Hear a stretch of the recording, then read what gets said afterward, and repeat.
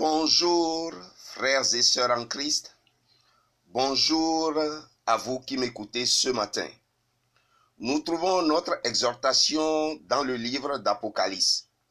Apocalypse 2, verset 14.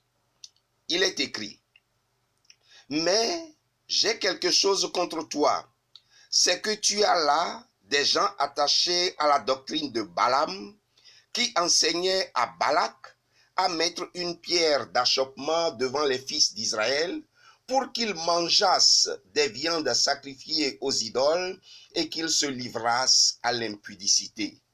Amen. Nous avons déjà vu la première partie de l'histoire du devin Balaam et du roi de Moab appelé Balak. Nous allons d'abord faire un rappel de cette première partie avant de voir la deuxième partie. Alors, nous commençons le rappel. Le peuple d'Israël, sorti d'Égypte, arrive dans les plaines de Moab à l'entrée de Canaan.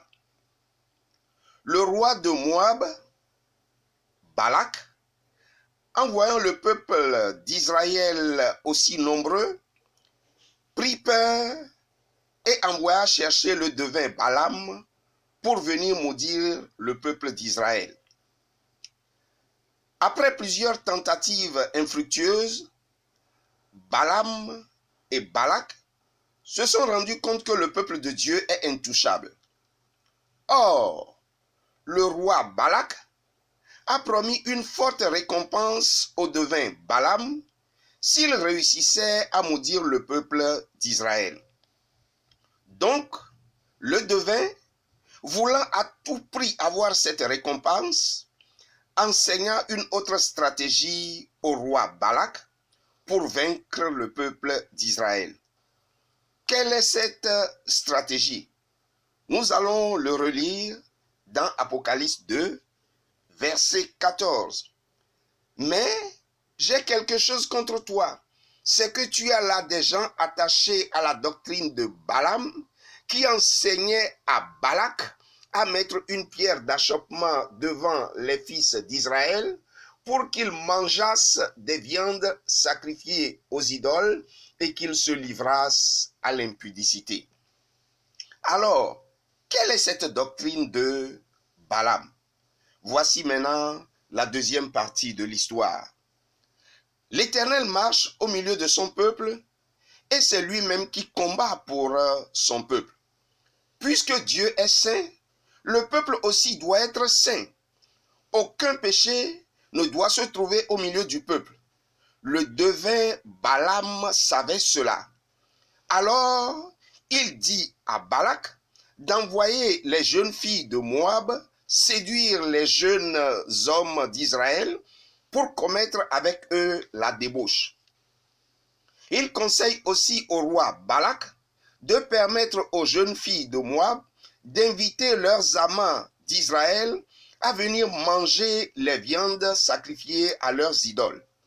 En faisant ainsi, la colère de l'Éternel s'enflammerait contre son peuple et sa présence se retirerait.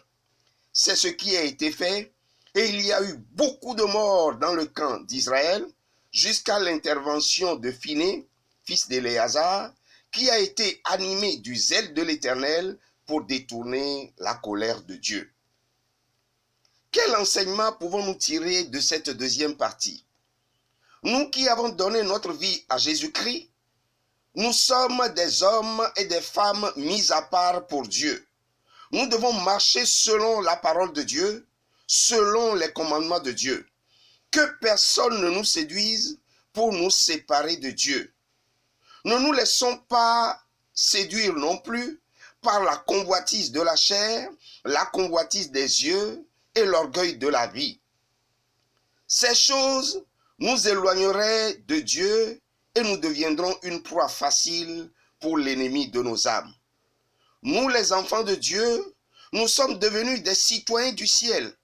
Attachons-nous alors aux choses d'en haut où Christ est assis à la droite de Dieu le Père.